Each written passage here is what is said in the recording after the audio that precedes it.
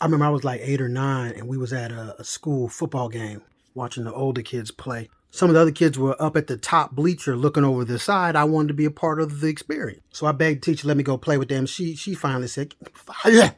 I was an irritating child.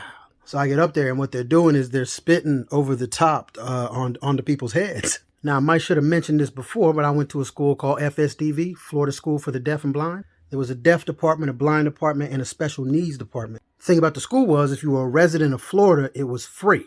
It was like a boarding school. You stayed during the week and went home on the weekends. Ray Charles actually went to the same school. Got kicked out for driving down the street. Anyway, I'm telling you to set this up that we were a bunch of visually impaired kids from very different backgrounds and very different eyesight. So some of the kids spitting could see who they were spitting on and others could not.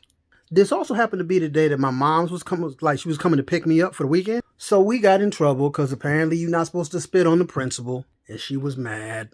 Truly frightening woman, truly frightening. She was like 4'5", but just mean.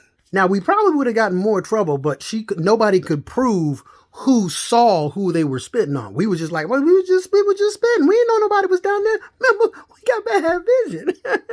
We knew.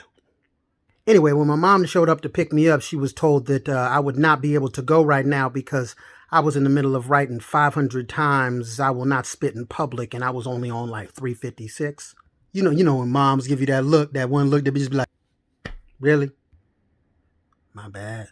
That was not the only time I had to write sentences, and we had to do that shit in cursive.